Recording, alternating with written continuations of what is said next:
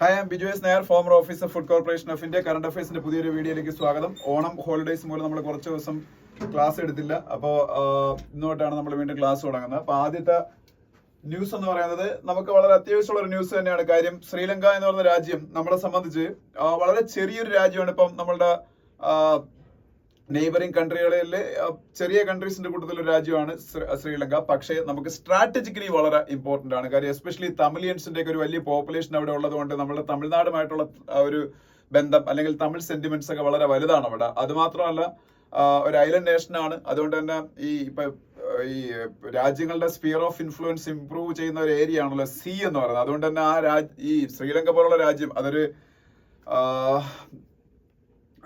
എന്താ പറയുന്നത്, ഈ ഇന്ത്യയുടെയും ചൈനയുടെയും ഒരു റൈവലറിയുടെ ഒരു പ്ലേസും കൂടെ ആയി മാറി കഴിഞ്ഞ കുറച്ചു കാലമായിട്ട്. കാര്യം ഈ രണ്ട് രാജ്യങ്ങൾ മത്സരിച്ച ആ രാജ്യത്തെ ഇൻഫ്ലുവൻസ് എൻഹാൻസ് ചെയ്തുകൊണ്ടിരിക്കുന്ന ഒരു സമയമാണ്.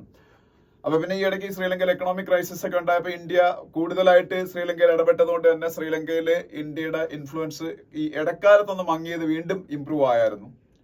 പുതിയതായിട്ട് വരുന്ന ഇപ്പൊ അവിടെ ഇലക്ഷൻ കഴിഞ്ഞു. ഇന്നലെ പുതിയ പ്രസിഡന്റ് ആരാണെന്ന് തീരുമാനമായി. ആ വരാൻ പോകുന്ന പ്രസിഡന്റിന്റെ ഇന്ത്യയോടുള്ള ബന്ധം എങ്ങനെയായിരിക്കും എന്നുള്ള കാര്യത്തിലാണ് നമുക്ക് ഇനി അറിയേണ്ടത്. കാരണം എന്ന് വെച്ചാൽ അതൊരു മാർക്സിസ്റ്റ് ലീഡറാണ്. ശ്രീലങ്കയുടെ ചരിത്രത്തിൽ അങ്ങനെ മാർക്സിസ്റ്റ് ലീഡേഴ്സ് ഒന്നും അവിടെ അധികാരത്തിൽ വന്നില്ല. കമ്മ്യൂണിസ്റ്റ് ലീഡറാണ്. അദ്ദേഹം ഒരു പ്രോ ചൈന ലീഡർ ആയിരിക്കാനാണല്ലോ സ്വാഭാവികമായിട്ട് സാധ്യത. കാര്യം China is also A communist nation. അപ്പോൾ ആ ഒരു ലെഫ്റ്റിസ്റ്റ് ഐഡിയോളജി ഫോളോ ചെയ്യുന്ന ആളാണ്. പക്ഷെ എന്നിരുന്നാലും ഈ വർഷത്തിന്റെ തുടക്കത്തിൽ അദ്ദേഹം ഇന്ത്യ വിസിറ്റ് ചെയ്തിരുന്ന ഇന്ത്യയായിട്ടുള്ള ബന്ധം അദ്ദേഹം മെച്ചപ്പെടുത്താൻ ആഗ്രഹിക്കുന്ന രീതിയിലാണ് സ്റ്റേറ്റ്മെന്റ് ഒക്കെ അദ്ദേഹം പലപ്പോഴും പറഞ്ഞിട്ടുള്ളത്. അതുപോലെ തന്നെ ഇന്ത്യ എന്ന് പറയുന്ന രാജ്യത്തിന് ബുദ്ധിമുട്ടുണ്ടാക്കുന്ന ഒരു പ്രവർത്തനങ്ങൾ ആ രാജ്യത്തിന്റെ അതിരുകൾക്കുള്ളിൽ അനുവദിക്കില്ലെന്നും അദ്ദേഹം വളരെ കാറ്റഗറിക്കലി സ്റ്റേറ്റ് ചെയ്തിട്ടുണ്ട്. ഈ റീസെന്റ് ഹിന്ദു പത്രമായിട്ടുള്ള ഒരു ഇന്റർവ്യൂവിലൊക്കെ അദ്ദേഹം അത് പറഞ്ഞിട്ടുണ്ട്. അതുകൊണ്ട് നമുക്ക് വേറെ പ്രോബ്ലം ഒന്നും ഉണ്ടാവില്ലെന്ന് പ്രതീക്ഷിക്കാം. പക്ഷെ still he's A leftist leader, he's A pro China leader. അപ്പോ ഈ മുഹമ്മദ് മൊയ്സു മാൽദീവ്സിലും അങ്ങനെ ആയിരുന്നു. പക്ഷെ മൊയ്സുവിന് ഇപ്പൊ കാര്യങ്ങൾ മനസ്സിലായപ്പോൾ മാറി ചിന്തിച്ചു തുടങ്ങി. അതുപോലെ ഇദ്ദേഹം ഇന്ത്യക്ക് പ്രോബ്ലം ഒന്നും ഉണ്ടാക്കുമെന്ന് നമുക്ക് പ്രതീക്ഷിക്കാം. പക്ഷേ ഞാൻ നേരത്തെ പറഞ്ഞ പോലെ ഇന്ത്യയുടെ ഒരു സ്ട്രാറ്റജിക്കലി ഇമ്പോർട്ടന്റ് ആയിട്ടുള്ള ഒരു നെയ്ബറാണ് ശ്രീലങ്ക. അതുകൊണ്ട് ശ്രീലങ്കയിൽ വരുന്ന എന്ത് മാറ്റങ്ങളും അത് പൊളിറ്റിക്കലി ആണെങ്കിലും എക്കണോമിക്കലി ആണെന്നുണ്ടെങ്കിലും നമുക്ക് വളരെ ഇമ്പോർട്ടന്റ് ആണ്. നമുക്ക് വളരെ ഇൻട്രസ്റ്റ് ഉള്ള ഒരു മേഖലയാണ് ശ്രീലങ്കൻ അഫയേഴ്സ് എന്ന് പറയുന്നത്. അപ്പൊ ശ്രീലങ്കയുടെ പുതിയ പ്രസിഡന്റ് അനുര കുമാര ദിസനായകെ ആണ് പുതിയ ശ്രീലങ്കൻ പ്രസിഡന്റ്. അനുര കുമാര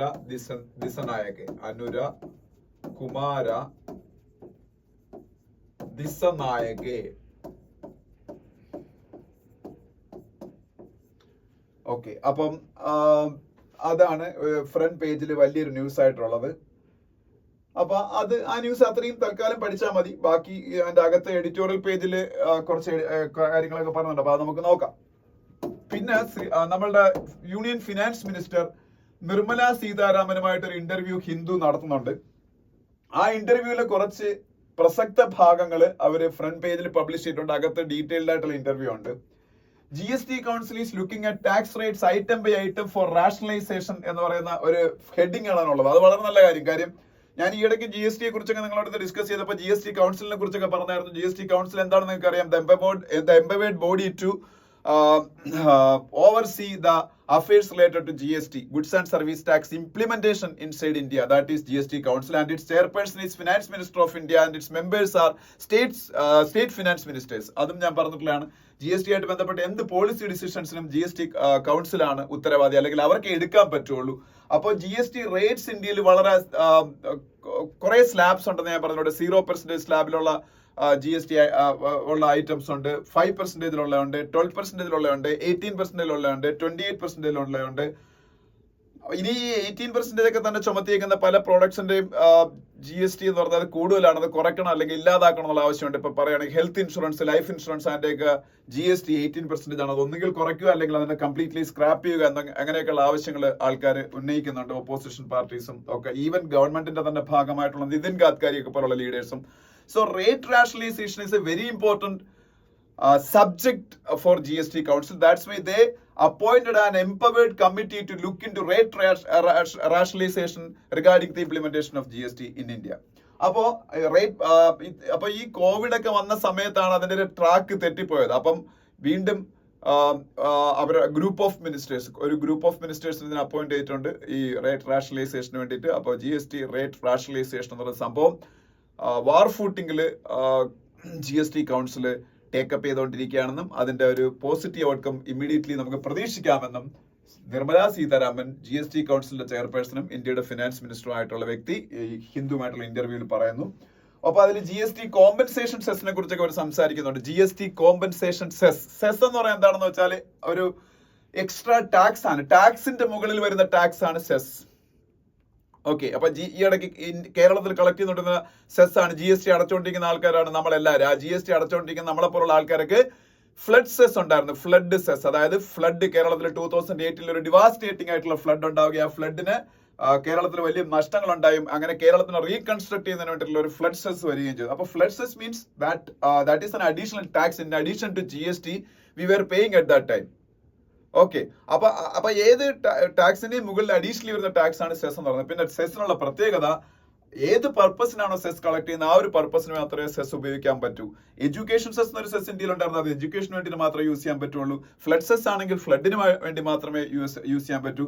GST കോമ്പൻസേഷൻ സെസ് എന്ന് പറയുന്ന സെസ് ഇന്ത്യയിൽ ഇപ്പോഴും കളക്ട് ചെയ്യുന്നുണ്ട്. GST കോമ്പൻസേഷൻ സെസ് എന്ന് പറഞ്ഞാൽ GST ഇംപ്ലിമെന്റേഷൻ മൂലം വരുമാന നഷ്ടം ഉണ്ടായ സ്റ്റേറ്റുകൾക്ക് കോമ്പൻസേറ്റ് ചെയ്യാൻ വേണ്ടി ഉണ്ടാക്കിയ സെസ് ആണ്. That means whatever is the name of that cess, അപ്പം എന്ത് നെയിം ആണോ അല്ലെങ്കിൽ എന്ത് പർപ്പസിനാണോ ആ ഒരു സെസ് കളക്ട് ചെയ്യുന്നത് ആ ഒരു കാര്യത്തിന് വേണ്ടി മാത്രമേ ഈ സെസ് ഉപയോഗിക്കാൻ പറ്റൂ. പക്ഷെ ടാക്സ് അങ്ങനെയല്ല, എന്ത് പർപ്പസിന് യൂസ് ചെയ്യാം. GST ആയിട്ട് കളക്ട് ചെയ്യുന്ന ഇപ്പൊ കേരള ഗവൺമെന്റ് GST അവർക്ക് ശമ്പളം കൊടുക്കാനും ഉപയോഗിക്കാം, എന്തിനും.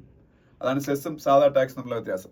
എന്തായാലും GST കോമ്പൻസേഷൻ സെസ് എന്ന് വെച്ചാൽ സ്റ്റേറ്റുകൾക്ക് GST ഇംപ്ലിമെന്റ് ചെയ്തപ്പോൾ വന്ന വരുമാന നഷ്ടം കുറയ്ക്കാൻ വേണ്ടിയിട്ടാണ് GST കോമ്പൻസേഷൻ സെസ്. 2022 ജൂലൈയിൽ അത് അവസാനിച്ചു. കാര്യം 2017 ജൂലൈ 1 GST ഇന്ത്യയിൽ നിലവിൽ വരുന്നത്. For 5 years government will compensate the losses of states എന്നാണ് അവർ പറഞ്ഞത്. For that only they decided to collect GST compensation cess. അപ്പൊ 5 years എന്ന് പറയുമ്പോൾ 2022 ജൂലൈ 1 ആയപ്പോൾ GST ഇംപ്ലിമെന്റേഷന്റെ 5 years കംപ്ലീറ്റ് ആയി. പക്ഷേ still government is collecting GST compensation cess. അത് സ്റ്റേറ്റുകൾക്ക് കോമ്പൻസേറ്റ് ചെയ്യാൻ വേണ്ടിയിട്ടല്ല. അവർക്ക് കോവിഡ് സമയത്തൊക്കെ ഈ കോമ്പൻസേഷൻ സെസ് കറക്റ്റായിട്ട് കിട്ടാഞ്ഞത് കൊണ്ട് ഗവൺമെന്റിന്റെ കയ്യിൽ നിന്ന് എടുത്താണ് സ്റ്റേറ്റുകൾക്ക് അന്ന് കോമ്പൻസേറ്റ് ചെയ്ത അവരുടെ ലോസസ്. അപ്പൊ അത് സെൻട്രൽ ഗവൺമെന്റിനെ തിരിച്ചു പിടിക്കാൻ വേണ്ടിയിട്ടാണെന്ന് പറഞ്ഞ് GST കോമ്പൻസേഷൻ സെസ് സ്റ്റിൽ അവര് മുമ്പോട്ട് കൊണ്ടുപോകുന്നുണ്ട്. അപ്പൊ അതൊക്കെ ഒന്ന് അറിഞ്ഞിരിക്കുക.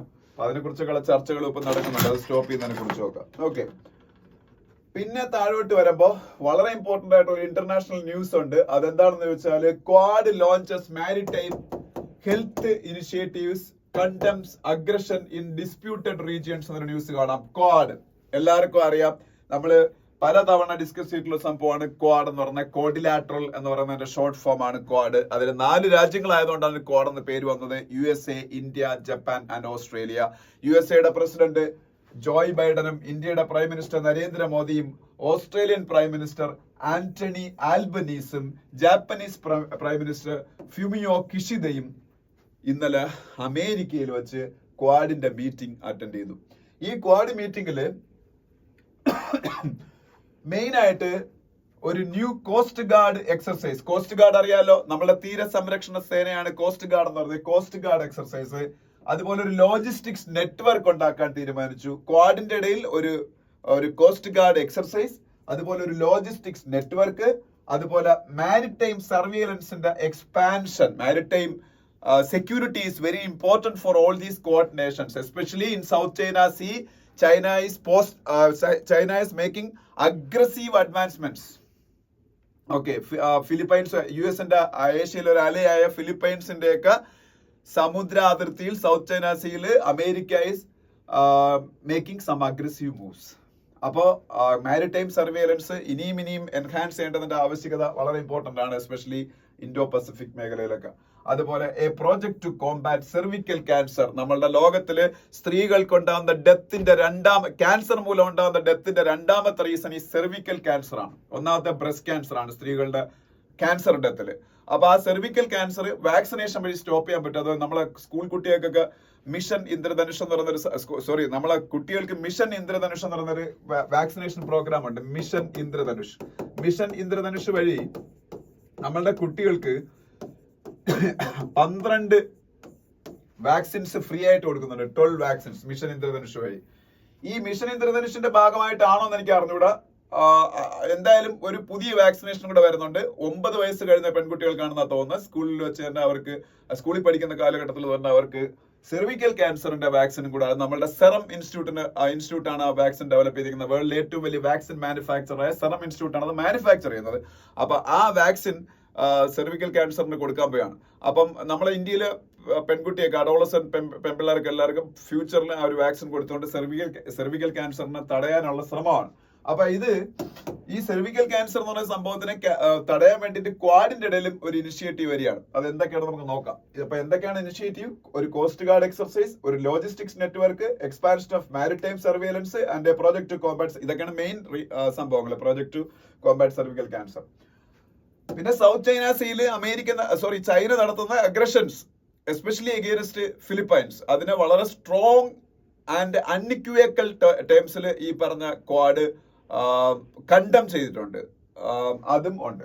അപ്പൊ ക്വാഡ് ക്യാൻസർ മൂൺഷോട്ട് എന്നാണ്, ക്വാഡ് ക്യാൻസർ മൂൺഷോട്ട് എന്നാണ് ഈ സെർവിക്കൽ ക്യാൻസറിനെതിരെയുള്ള ക്വാഡിന്റെ ആ ഒരു പ്രതിരോധത്തിന് പറയുന്നത്. Quad cancer moonshot will involve contribution from all 4 countries to combat cervical cancer.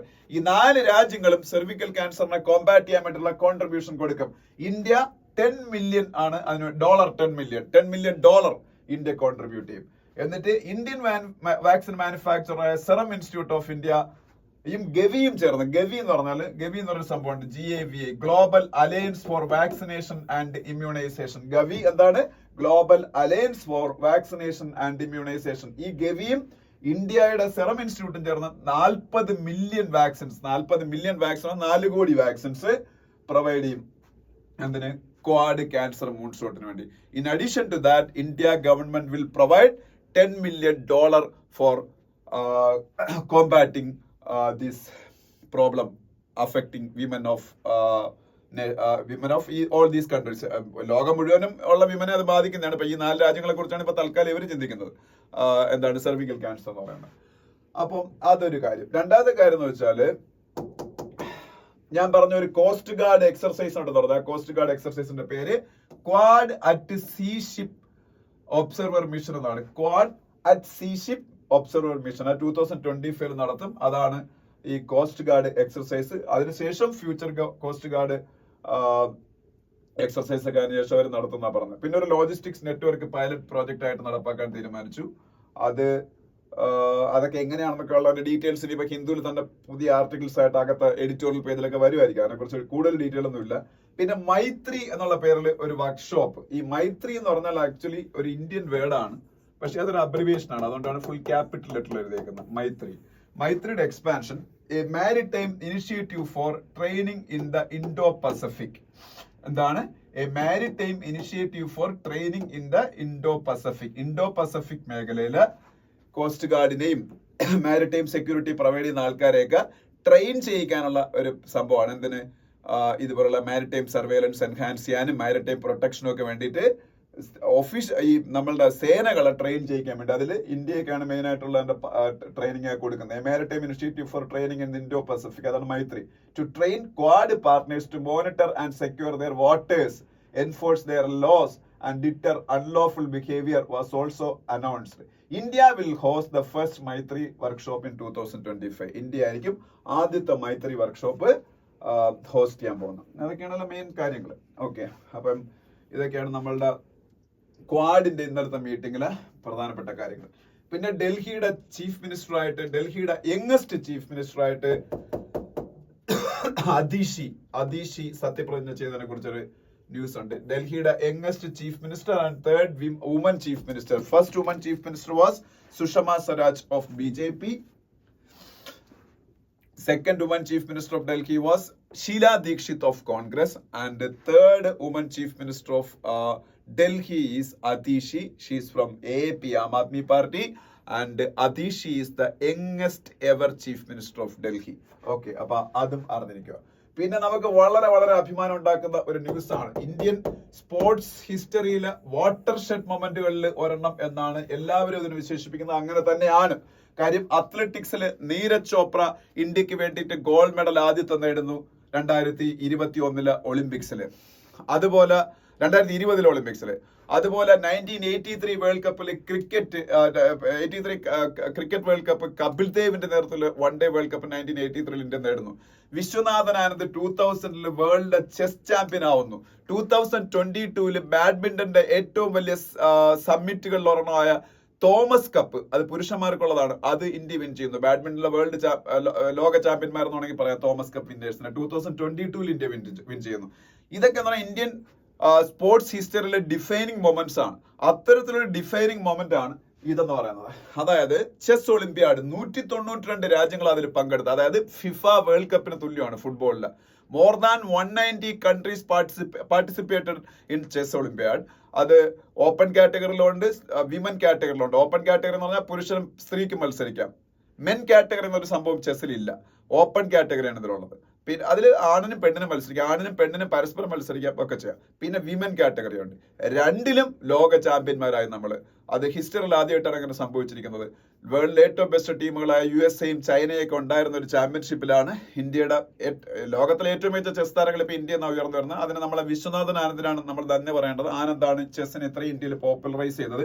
ഇനി ഇന്ത്യക്ക് ഒരു വലിയ ഗ്ലോറി ഇന്ത്യയെ കാത്തിരിക്കുന്നുണ്ട്. നവംബറിൽ ഇപ്പോഴത്തെ വേൾഡ് ചാമ്പ്യനായ ഡിങ് ലെറൻ എന്ന് പറയുന്ന ചൈനക്കാരന്, ഡിങ് ലെറൻ ആണ് ഇപ്പോഴത്തെ ലോക ചാമ്പ്യൻ. ഈ ചൈനക്കാരന് നവംബറിൽ നമ്മളുടെ ഗുഗേഷ് നേരടിയാണ്.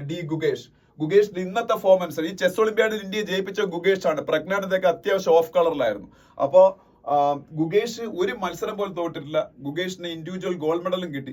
ആ ഗുഗേഷ് ഡിങ് ലെറനുമായിട്ട് ഈ നവംബറിൽ മത്സരിക്കുമ്പോൾ ഗുഗേഷ് ജയിക്കാനാണ് സാധ്യത. അങ്ങനെയാണെങ്കിൽ ചെസ്സിന്റെ ചരിത്രത്തിൽ തന്നെ ഏറ്റവും യങ്ങസ്റ്റ് വേൾഡ് ചാമ്പ്യൻ ആയിട്ട് ഗുഗേഷ് മാറാൻ സാധ്യതയുണ്ട്. പിന്നെ ഓരോ താരങ്ങളും, അത് വിമൻ താരങ്ങൾ എടുത്താലും മെന്നെ എടുത്താലും ആരെടുത്താലും അവരെല്ലാവരും ലോകത്തിലെ ഏറ്റവും ബെസ്റ്റ് ആൾക്കാരെയാണ് ഇപ്പൊ തോപ്പിച്ചിരിക്കുന്നത്. അപ്പൊ ഹംഗറിയിലെ ബുഡാപെസ്റ്റ്, ഹംഗറിയുടെ ക്യാപിറ്റലായ ബുഡാപെസ്റ്റിൽ നടന്ന വേൾഡ് ചെസ് ഒളിമ്പ്യാഡില് ഇന്ത്യ ഹിസ്റ്ററിയിൽ ആദ്യമായിട്ട് ഓൺലൈൻ മോഡൽ ഇന്ത്യ ഒരിക്കൽ റഷ്യയുമായിട്ട് ജോയിന്റ് ചാമ്പ്യൻ ആയിട്ടുണ്ട്. അത് ജോയിന്റ് ചാമ്പ്യൻ ആയിരുന്നു. അന്ന് ഈ ചാമ്പ്യൻഷിപ്പ് പങ്കുവയ്ക്കാറുണ്ടായിരുന്നു. പക്ഷെ സോൾ വിന്നർ ആയിട്ട് ഇന്ത്യ മാറുന്ന ഫോർ ദ ഫസ്റ്റ് ടൈം ആണ്. ഓഫ്ലൈൻ ഫോർമാറ്റിൽ ഇന്ത്യ വിന്നർ ആവുന്ന ഫസ്റ്റ് ടൈം ആണ്. അത് ഏറ്റവും വലിയ അച്ചീവ്മെന്റ് എന്ന് പറഞ്ഞാൽ ഇന്ത്യ രണ്ടിലും ചാമ്പ്യന്മാരായെന്നുള്ളതാണ്.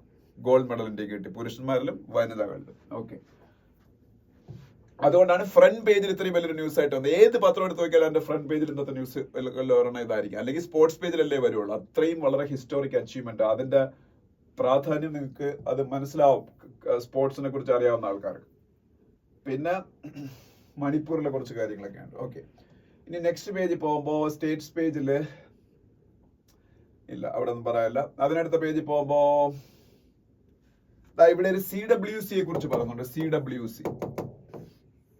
ഈ CWC എന്ന് പറയുമ്പോൾ മെയിൻലി 2 സെൻട്രൽ ഗവൺമെന്റ് ഓർഗനൈസേഷൻസിനെ നിങ്ങൾ ഓർക്കണം. CWC ഇവിടെ പറഞ്ഞിരിക്കുന്ന CWC സെൻട്രൽ വാട്ടർ കമ്മീഷൻ ആണ്. സെൻട്രൽ വാട്ടർ കമ്മീഷൻ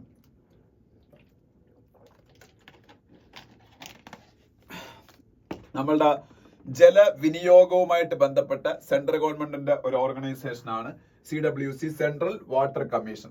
ഇനി വേറൊരെണ്ണമുണ്ട്, അതാണ് central warehousing corporation. Again central government institution ആണ് central warehousing corporation. Warehousing എന്ന് പറഞ്ഞാൽ അറിയാലോ, സ്റ്റോറേജ് ഫെസിലിറ്റീസ് പ്രൊവൈഡ് ചെയ്യുന്ന പരിപാടിയാണ് വെയർ ഹൗസിംഗ്. അപ്പൊ ഈ സ്റ്റോറേജ് ഫെസിലിറ്റി ഇല്ലാത്ത ആൾക്കാർക്ക് സ്റ്റോറേജ്, അവർ ഗോഡൌൺസ് ഒക്കെ ഉണ്ടാക്കി അവർ കൊടുക്കുക.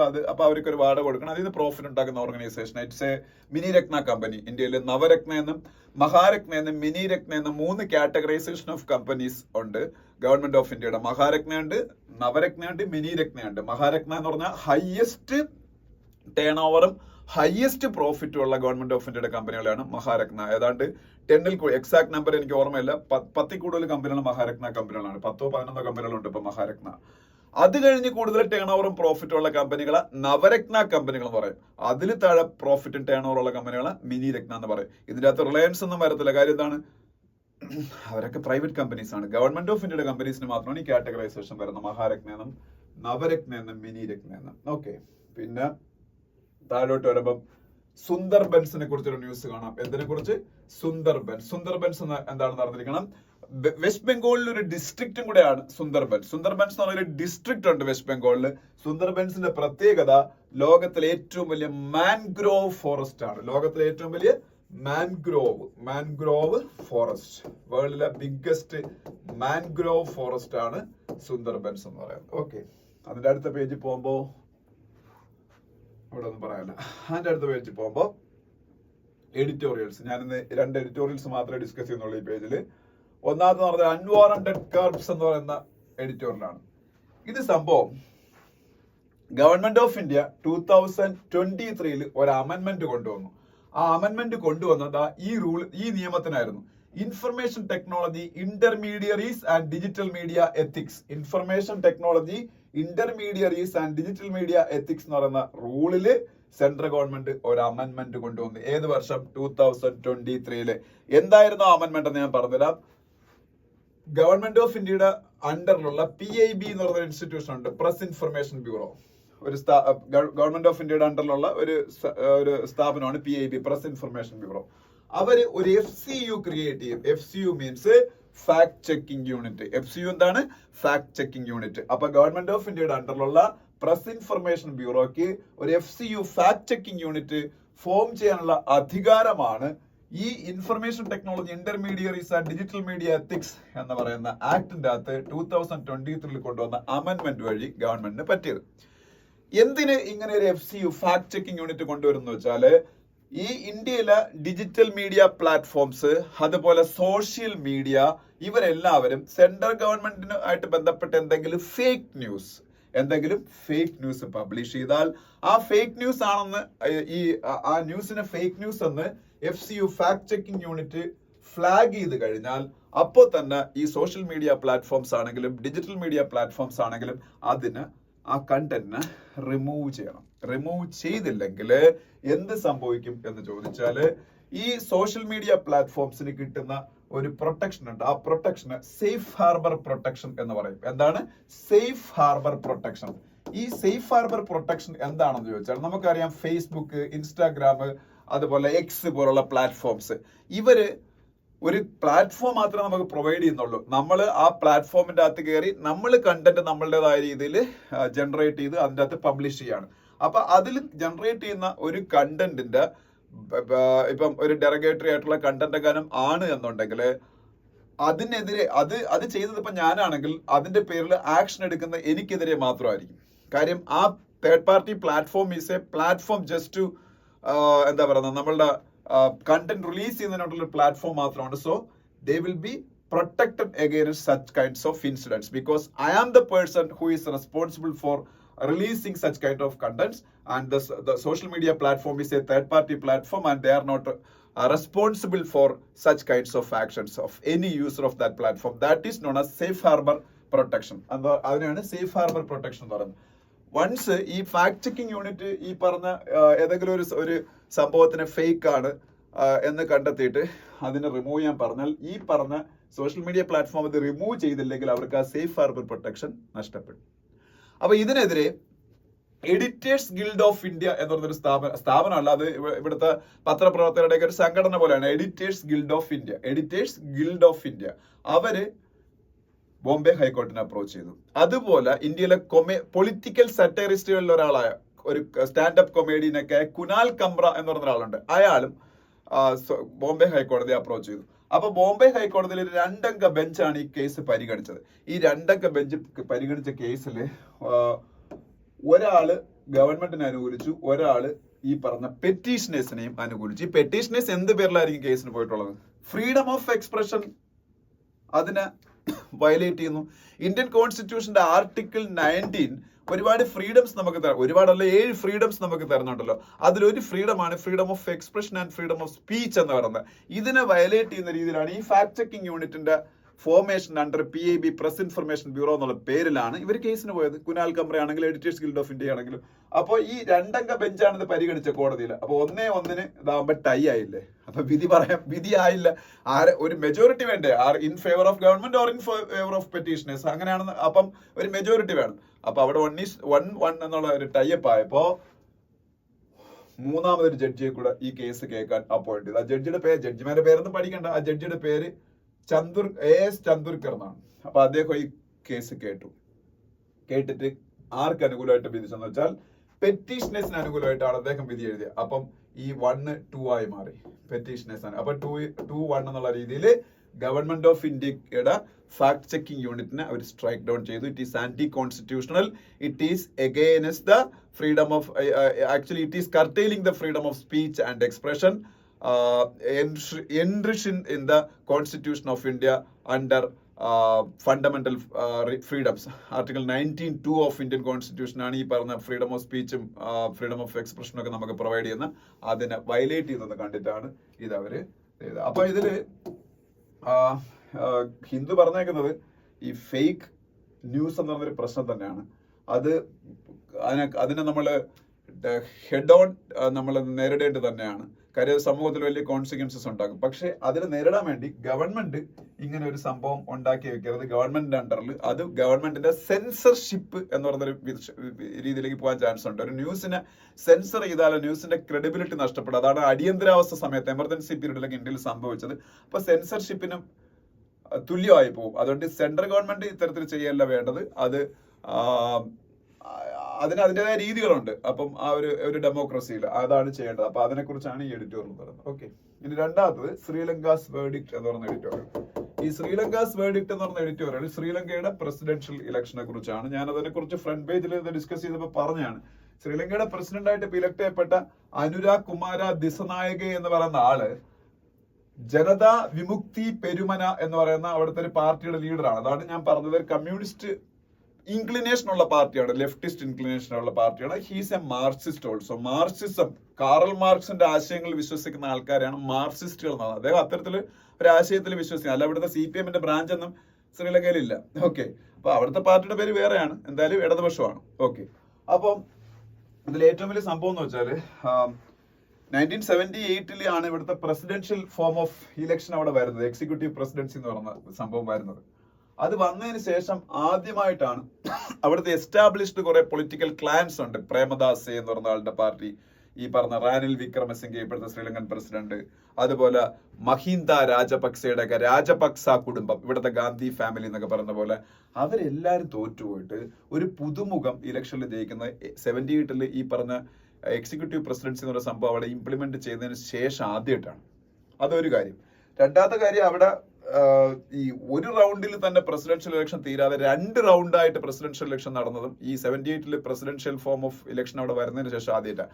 2 റൗണ്ടിൽ ഞാൻ പറയാൻ കാര്യം, ഫസ്റ്റ് റൗണ്ടിൽ തന്നെ ഇലക്ഷൻ തീരണമെങ്കിൽ ശ്രീലങ്കയിൽ 50% കൂടുതൽ വോട്ട് ഒരു പ്രസിഡൻഷ്യൽ കാൻഡിഡേറ്റ് വിൻ ചെയ്തിരിക്കണം. ഇപ്രാവശ്യത്തെ പ്രസിഡൻഷ്യൽ ഇലക്ഷനിൽ ആരും 50% കൂടുതൽ വോട്ട് ഫസ്റ്റ് റൗണ്ടിൽ വിൻ ചെയ്തില്ല. അങ്ങനെ സെക്കൻഡ് റൗണ്ട് പ്രിഫറൻഷ്യൽ വോട്ടിംഗ് എന്ന് പറഞ്ഞൊരു സംഭവം കൂടെ നടത്തേണ്ടി വന്നു.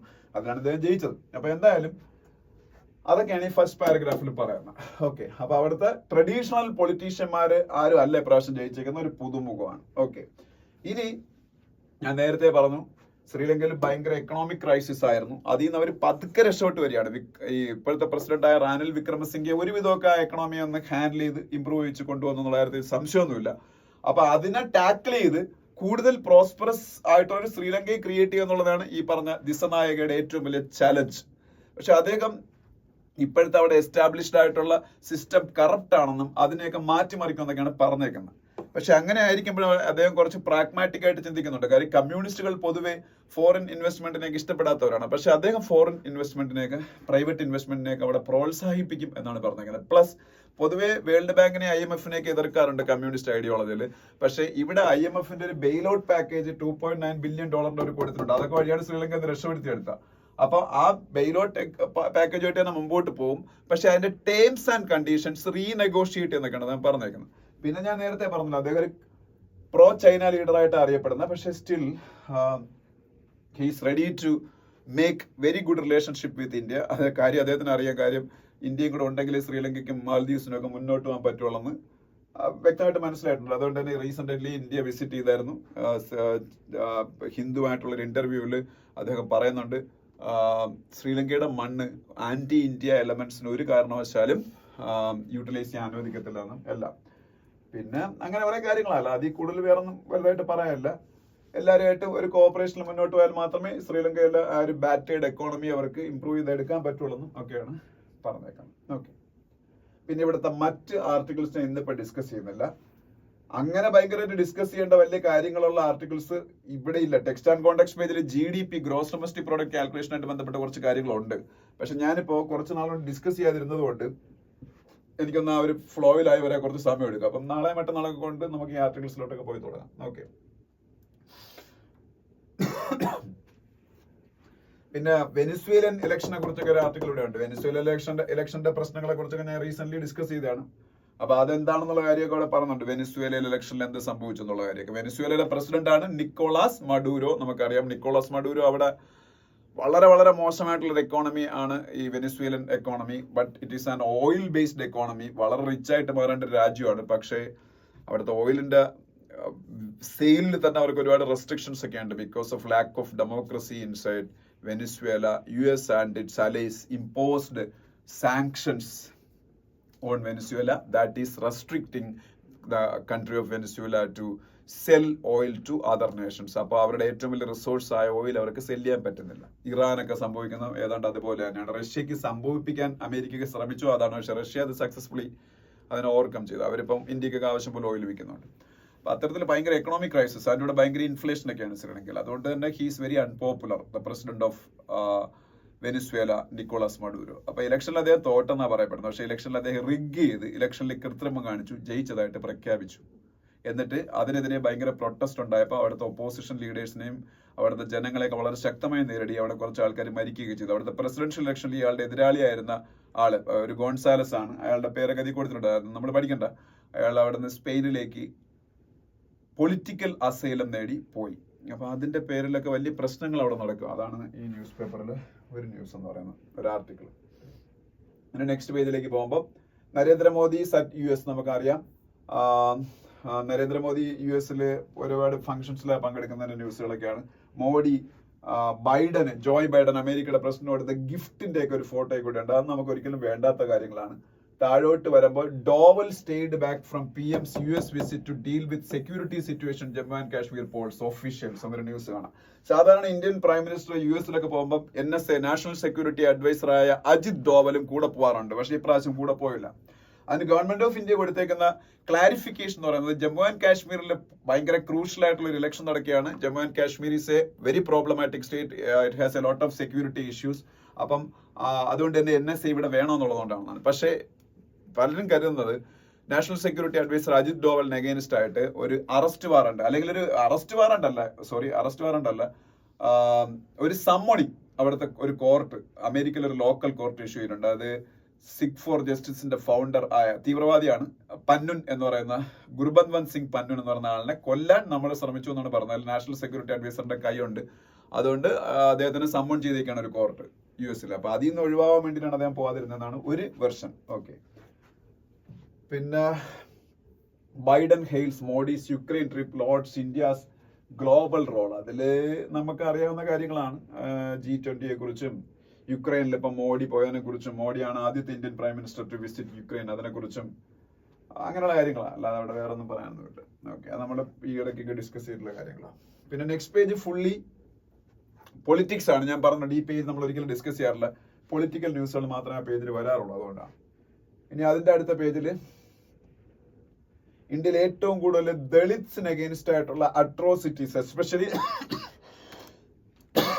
ഷെഡ്യൂൾഡ് കാസ്റ്റിന് അഗെയിൻസ്റ്റ് ആയിട്ടുള്ള അട്രോസിറ്റീസ് നടക്കുന്നത്. 1ാം സ്ഥാനം UPയിലും, 2ാം സ്ഥാനം രാജസ്ഥാനിലും, 3ാം സ്ഥാനം മധ്യപ്രദേശിലും ആണെന്നാണ്. ഈ 3 സ്റ്റേറ്റുകളും BJP ആണ് ഭരിക്കുന്നത്. ഉത്തർപ്രദേശ് യോഗി ആദിത്യനാഥ്, മധ്യപ്രദേശ് ആരായിരുന്നു, മോഹൻ സംതിങ് അല്ലേ, മധ്യപ്രദേശിന്റെ ചീഫ് മിനിസ്റ്റർ മോഹൻ യാദവ് അല്ലേ, മോഹൻ യാദവ് ആണെന്നാണ് എന്റെ ഓർമ്മ. രാജസ്ഥാന്റെ ഭജൻലാൽ ശർമ്മ. ഈ 3 പേരുമാണ്. അപ്പൊ ഇത് BJP റൂൾഡ് സ്റ്റേറ്റുകളാണ്. അപ്പൊ ഇവരെ ഈ 3 സ്റ്റേറ്റുകളിലെ ഏറ്റവും കൂടുതൽ ദളിത്തിന് അഗെയിൻസ്റ്റ് ആയിട്ടുള്ള അട്രോസിറ്റീസ് നടക്കുന്നതെന്നാണ് പറയപ്പെടുന്നതല്ല, അതിന്റെ സ്റ്റാറ്റിസ്റ്റിക്സ്. അത് കാര്യം ആ സ്റ്റാറ്റിസ്റ്റിക്സ് ഈസി ആയിട്ട് കിട്ടും. കാര്യം ഇങ്ങനെ ഒരു നിയമമാണുള്ളത്, scheduled caste and scheduled tribes prevention of atrocities act. ആ നിയമപ്രകാരം എത്ര കേസ് ഫയൽ ചെയ്തിട്ടുണ്ടെന്ന് നോക്കിയാൽ ഓരോ സ്റ്റേറ്റിലും. അതുകൊണ്ട് ഇത് ഈസിലി അത് ടാബുലേറ്റ് ചെയ്യാൻ പറ്റുന്ന ഡേറ്റയാണ്. Scheduled caste and scheduled tribes prevention of atrocities act. അതാണ് ഷെഡ്യൂൾഡ് കാസ്റ്റുകാർക്കും ഷെഡ്യൂൾഡ് ട്രൈബുകൾക്കെതിരെയുള്ള അക്രമങ്ങൾ തടയുന്നുള്ള ഇന്ത്യൻ നിയമം അറിഞ്ഞിരിക്കുക. Schedule caste and schedule tribes prevention of atrocities act. Okay. പിന്നെ ആസാമില് റൈനോസിന്റെ പോച്ചിങ് ഭയങ്കരമായിട്ട് കുറഞ്ഞു, 86% കുറഞ്ഞു 2016 ശേഷം എന്നാണ് പുതിയ ഡേറ്റ വന്നേക്കുന്നത്. അതിനെക്കുറിച്ചൊരു ന്യൂസ് ഉണ്ട്. ആസാമിന്റെ ചീഫ് മിനിസ്റ്റർ ഹിമാന്ത ബിശ്വ ശർമ്മയാണ് അത് പറഞ്ഞേക്കുന്നത്. ആസാമിന്റെ ചീഫ് മിനിസ്റ്റർ ഹിമാന്ത ബിശ്വ ശർമ്മയാണ് അത് പറഞ്ഞേക്കുന്നത്. വേൾഡ് റൈനോ ഡേ ആയിരുന്നു. വേൾഡ് റൈനോ ഡേ ആയിരുന്നു സൺഡേ. അതിപ്പം സൺഡേ എന്ന് പറയുമ്പോൾ ഇന്നലെ സെപ്റ്റംബർ 22 ആയിരുന്നു. അപ്പൊ അത് സെപ്റ്റംബർ 22 ആണോ വേൾഡ് റൈനോ ഡേ നിങ്ങൾ നോക്കിക്കൊള്ളണം. ചിലപ്പം സെപ്റ്റംബർ 22 ആയിക്കൊള്ളണമെന്നില്ല. സെപ്റ്റംബറിലെ 4ാമത്തെ സൺഡേ അങ്ങനെയൊക്കെ ചിലപ്പം വരും. അതുകൊണ്ടാണ് ഞാൻ പറഞ്ഞത്, ഞാൻ നോക്കിയില്ല. അത് വേൾഡ് റൈനോ ഡേ സെപ്റ്റംബർ 22 ആണോ നോക്കിക്കൊള്ളണം നിങ്ങൾ. ഓക്കെ. അപ്പോ അതിന്റെ അടിസ്ഥാനത്തിലാണ് ഇത് പറഞ്ഞേക്കുന്നത്. ഓക്കെ. പിന്നെ ഇവിടെ വേറെ ന്യൂസ് ആണ്. Only 16% of land reclaimed under Swachh project to rid urban areas of legacy waste എന്നൊരു ന്യൂസ് കാണാം. ആ സംഭവം എന്താണ് ഞാൻ പറഞ്ഞുതരാം. ഈ സ്വച്ഛ് ഭാരത് അഭിയാൻ ആണല്ലോ ഇന്ത്യയുടെ ക്ലീൻ ഇന്ത്യ മിഷൻ എന്നറിയപ്പെടുന്നത്. Clean India campaign, Swachh Bharat Abhiyan എന്ന് പറഞ്ഞൊരു സംഭവം നടത്തിയതൊക്കെ നമുക്കറിയാം. നടത്തിയതല്ല, ഇപ്പോഴും നടന്നുകൊണ്ടിരിക്കുന്നതാണ്. പൊതുവെ കുറെ ആൾക്കാർക്ക് ഒരു സംശയമുണ്ട് അത് കഴിഞ്ഞു എന്ന്. കാര്യം അങ്ങനെ കഴിഞ്ഞു എന്ന് വിശ്വസിക്കാൻ കാര്യം 2019 ഒക്ടോബർ 2 ആയിരുന്നു അതിന്റെ ഫസ്റ്റ് ഫേസിന്റെ കംപ്ലീഷൻ ഇയർ. അതോടുകൂടി കഴിഞ്ഞെന്ന് വിശ്വസിക്കുന്ന കുറെ ആൾക്കാരുണ്ട്. പക്ഷെ അങ്ങനെയല്ല. ഫസ്റ്റ് ഫേസ് കംപ്ലീറ്റ് ആയതിനു ശേഷം സ്വച്ഛ് ഭാരത് 2 എന്നുള്ള പേരിൽ സോളിഡ് വേസ്റ്റ്, ഫസ്റ്റ് ഫേസിൽ എന്തായിരുന്നു ഉദ്ദേശം? ടോയ്ലറ്റുകൾ ഇല്ലാത്തവർക്ക് ടോയ്ലറ്റുകൾ കൺസ്ട്രക്ട് ചെയ്ത് കൊടുക്കുക, അങ്ങനെ ഓപ്പൺ ഡെഫിക്കേഷൻ ഫ്രീ ആയിട്ട് ഇന്ത്യയെ മാറ്റുക, മാനുവൽ സ്കാവെഞ്ചിങ് തോട്ടിപ്പണി ഫ്രീ ആക്കുക. മാനുവൽ സ്കാവെഞ്ചിങ്ങിൽ ഒന്നും ആരും എൻഗേജ് ചെയ്യാൻ പാടില്ല. Those were the goals of Swachh Bharat Mission 1 and the deadline for achieving those goals were 2019 October 2nd. Mahatma Gandhiയുടെ 150th birth anniversary ആയിരുന്നു ആ ഡേറ്റ്. അതായിരുന്നു അങ്ങനെ. After that India started Swachh Bharat mission 2. അതിൽ സോളിഡ് വേസ്റ്റ് മാനേജ്മെന്റ്. ഈ solid waste എന്ന് പറയുമ്പോൾ നമുക്കറിയാം ഒരുപാട് ലാൻഡ് ഫില്ലുകൾ ഇന്ത്യയിൽ പല ഭാഗങ്ങളിലും പല സ്റ്റേറ്റുകളിലും ഉണ്ട്. പ്രോപ്പറായിട്ട് സയന്റിഫിക് ആയിട്ടുള്ള സോളിഡ് വേസ്റ്റുകൾ മാനേജ് ചെയ്യാനുള്ള സംവിധാനം ഇല്ലാത്തതുകൊണ്ട് ആൾക്കാർ കൊണ്ട് അല്ലെങ്കിൽ നമ്മളുടെ മുനിസിപ്പൽ ബോഡീസ് കൊണ്ട് അല്ലെങ്കിൽ കോർപ്പറേഷൻസ് കൊണ്ട് അവിടെ ഒരിടത്തൊക്കെ തള്ളും. ഇത് ഉയർന്ന ഒരു മലയോളം വലിപ്പത്തിലുള്ള ലാൻഡ് ഫില്ലുകളായിട്ട് മാറും. ഇതാണല്ലോ നമ്മളുടെ കൊച്ചിയിലൊക്കെ ഇടയ്ക്ക് വെച്ച് ഈ ആ ലാൻഡ് ഫില്ല് എങ്ങനെയോ തീ പിടിച്ചത് അണയ്ക്കാൻ പോലും പറ്റാതെ വലിയ എൻവയോൺമെന്റൽ ഒരു പ്രോബ്ലം ആയിട്ട് അത് മാറി. അപ്പം ഇതുപോലെ ലാൻഡ് ഫില്ലുകൾ ഈ ഡൽഹിയിലും ഒക്കെ പോലുള്ള ഇന്ത്യയുടെ ക്യാപിറ്റൽ സ്റ്റേറ്റിൽ വരെ ഉണ്ട്. അപ്പം ആ ലാൻഡ് ഫിൽസ് ഒക്കെ അത് ഇന്ത്യയിൽ 10-10 കണക്കിന് ഏക്കർ വസ്തു അങ്ങനെ വെറുതെ വേസ്റ്റ് ആയി കിടക്കുകയാണ്. ഇവിടെ എല്ലാം ഉള്ള ഈ പറഞ്ഞ സോളിഡ് വേസ്റ്റ് എല്ലാം മാനേജ് ചെയ്തിട്ട് അതിന് ഗ്രീൻ ഏരിയാസ് ആയിട്ട് ഗ്രീൻ പ്ലാന്റേഷൻസ് ഒക്കെ വെച്ചുപിടിപ്പിച്ച് അതിനെ റീക്ലെയിം ചെയ്യണം. അതായിരുന്നു സ്വച്ഛ് ഭാരത് മിഷൻ 2 ലക്ഷ്യം എന്ന് പറയുന്നത്. 2424 ഡംപ് സൈറ്റ്സ് ഞാൻ പറഞ്ഞ ഈ ലാൻഡ് ഫിൽസുകൾ ഉണ്ടായിരുന്നു. പക്ഷെ അതിന്റെ വെറും 16% മാത്രമേ ഇതുവരെയും ഗവൺമെന്റ് അച്ചീവ് ചെയ്യാൻ പറ്റുള്ളൂ. കാര്യം 2026 ആണ് അതിന്റെ ഡെഡ് ലൈൻ പീരീഡ് എന്ന് പറയുന്നത്. ഓക്കെ, 2026. അപ്പം അത് ഇതൊരിക്കും അച്ചീവ് ചെയ്യാൻ പറ്റില്ല എന്നുള്ള രീതിയിലൊരു ന്യൂസ് ആണ്. ഓക്കെ, പിന്നെ നെക്സ്റ്റ് പേജ് പോകുമ്പോൾ ഇന്റർനാഷണൽ പേജാണ്. അവിടെ ശ്രീലങ്കയിലെ ഇലക്ഷനെ കുറിച്ച്, ആ ഇലക്ഷനിൽ ആരെങ്ങനെ വോട്ട് ചെയ്യുന്നുള്ളതിനെ കുറിച്ചൊക്കെയാണ് അതിലുള്ളത്. പിന്നെ ഇറാനിൽ നടന്നൊരു ബ്ലാസ്റ്റിനെ കുറിച്ച്. പിന്നെ ലെബനനിൽ ഇപ്പൊ അത്യാവശ്യം നല്ലൊരു വാർ ആയിട്ടുണ്ട് ഹിസ്ബുള്ളയും ഇസ്രായേലും തമ്മിൽ. ഇസ്രായേൽ പല ഫ്രണ്ടിൽ ഇപ്പൊ വാർ നടത്തിക്കൊണ്ടിരിക്കുകയാണ്. ഗാസയില് ഹമാസുമായിട്ട്, ഹിസ്ബുള്ളയായിട്ട്, ലെബനനില്. അതിനെ കുറിച്ചുള്ള ന്യൂസ് ഇവിടെ കാണാം. പിന്നെ ഈ ബ്രിട്ടീഷ് പ്രൈം മിനിസ്റ്റർ കീർ സ്റ്റാമറിന്റെ ഒരു ഫോട്ടോ കാണാം. ബ്രിട്ടന്റെ പ്രൈം മിനിസ്റ്റർ ആണ് കീർ സ്റ്റാമർ, അദ്ദേഹത്തിന്റെ ഫോട്ടോ കാണാം. ഓക്കെ, ഇതൊക്കെയാണ് അവിടെ ഉള്ളത്. അതിനടുത്ത പേജിൽ പോകുമ്പോൾ ഒരു ഫുൾ പേജ് തന്നെ ഹിന്ദു ഡെഡിക്കേറ്റ് ചെയ്തേക്കുന്ന ഇന്ത്യയുടെ അച്ചീവേഴ്സിന് വേണ്ടിയിട്ടാണ്. മെൻ അല്ലെങ്കിൽ ഓപ്പൺ കാറ്റഗറിയിൽ ഇവരാണ് മത്സരിച്ചത്. ഇന്ത്യയുടെ 4-5 ഗ്രാൻഡ് മാസ്റ്റേഴ്സ്, അവരെല്ലാവരും പേരുണ്ട്. അതുപോലെ വിമൻ കാറ്റഗറിയിൽ ഇവരാണ് മത്സരിച്ചത്. ഇവർ നമുക്ക് നേടുന്ന ഗ്ലോറി എന്ന് പറയുന്നത് അതിന്റെ വാല്യൂ നിങ്ങൾ മനസ്സിലാക്കണം. അത് ഒരു ഫുൾ പേജ് അവരെ ആ ഗ്ലോറിയെ കമ്മമറേറ്റ് ചെയ്യുന്നതിന് വേണ്ടിയിട്ട് ഹിന്ദു ഡെഡിക്കേറ്റ് ചെയ്തിരിക്കുകയാണ്. അപ്പോൾ ചെസ് ഒളിമ്പ്യാഡില് ഹിസ്റ്റോറിക് ആയിട്ടുള്ള ഒരു അച്ചീവ്മെന്റ് പുരുഷന്മാരെന്ന് പറഞ്ഞാൽ തെറ്റാണ്, ഓപ്പൺ കാറ്റഗറിയിലും വിമൻ കാറ്റഗറിയിലും നമുക്ക് ഗോൾഡ്. ഓക്കെ, നെക്സ്റ്റ് പേജ് പോകുമ്പോൾ ബംഗ്ലാദേശിന് അഗേൻസ്റ്റ് ആയിട്ട് ഇന്ത്യ ടെസ്റ്റ് ക്രിക്കറ്റിൽ ഒരു മാച്ച് ജയിച്ചു. ഇനി അപ്പോൾ അടുത്ത മാച്ച് ഉടനെ തുടങ്ങും. അത് തൽക്കാലം അത് പഠിക്കൊന്നും വേണ്ട. സിംഗപ്പൂർ ഗ്രാൻഡ് പ്രിക്സ് എന്ന് പറഞ്ഞ ഫോർമുല 1 റേസിൽ മക്ലാരന്റെ ഡ്രൈവറായ ലാൻഡോ നോറിസ് വിൻ ചെയ്തു എന്നൊരു ന്യൂസ് ഉണ്ട്. ഇപ്പം ഏതാണ്ട് ഏകപക്ഷീയമായിട്ട് മാക്സ് വെർസ്റ്റാപ്പൻ റെഡ് ബുള്ളിന് വേണ്ടിയിട്ട് കഴിഞ്ഞ 3 തവണയും ഫോർമുല 1 റേസ് കൊണ്ടുപോയി. ഡ്രൈവേഴ്സ് ടൈറ്റിൽ അദ്ദേഹത്തിനായിരുന്നു, കൺസ്ട്രക്ടേഴ്സ് ടൈറ്റിൽ എപ്പോഴും കിട്ടുന്ന റെഡ് ബുള്ളിലായിരുന്നു 3 ടൈംസ് ആയിട്ട്. 4th ടൈം അദ്ദേഹം വിൻ ചെയ്യുമെന്നാണ്, ഈസി ആയിട്ട് വിൻ ചെയ്യുന്നതാണ് എല്ലാവരും കരുതിയിരുന്നത്. ഇപ്പോഴും അദ്ദേഹം തന്നെയാണ് ലീഡില്. ആരാണ്? Max Verstappen. പക്ഷേ ആ ലീഡ് ലാൻഡോ നോറിസ് ഇപ്പം കുറച്ചുകൊണ്ടിരിക്കുകയാണ് എന്ന് വേണമെങ്കിൽ ഭാവിയിൽ അദ്ദേഹം ജയിച്ചാലും ഇനിയുണ്ട് റേസുകൾ.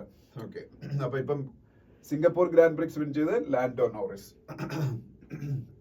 പിന്നെ Duleep trophy India A win ചെയ്തു. ദുലീപ് ട്രോഫി ആര് വിൻ ചെയ്തു? ക്രിക്കറ്റിലൊരു ടൂർണമെന്റ് ആയ ദുലീപ് ട്രോഫി ഇന്ത്യ എ ചാമ്പ്യന്മാരായി. India A. അപ്പൊ അത്രയാണ് ഇന്നത്തെ ഹിന്ദു ന്യൂസ് പേപ്പർ. ഓൾമോസ്റ്റ് ആവശ്യമുള്ള കാര്യങ്ങൾ ഞാൻ ഡിസ്കസ് ചെയ്തിട്ടുണ്ട്, എക്സെപ്റ്റ് എഡിറ്റോറിയൽ പേജിലെയും OPED പേജിലെയും ആർട്ടിക്കിൾസ് ഒഴിച്ച്. അപ്പൊ വരും ദിവസങ്ങളിൽ നമുക്ക് ഫുൾ ഫ്ലെഡ്ജഡ് ആയിട്ട് ഫുൾ സ്വിംഗിൽ പഴയതുപോലെ ആവാം. ഓക്കെ, അപ്പൊ എല്ലാവരും വീഡിയോ കാണുക, നിങ്ങൾ ഒപ്പീനിയൻസ് പറയുക. Thank you so much for watching the video.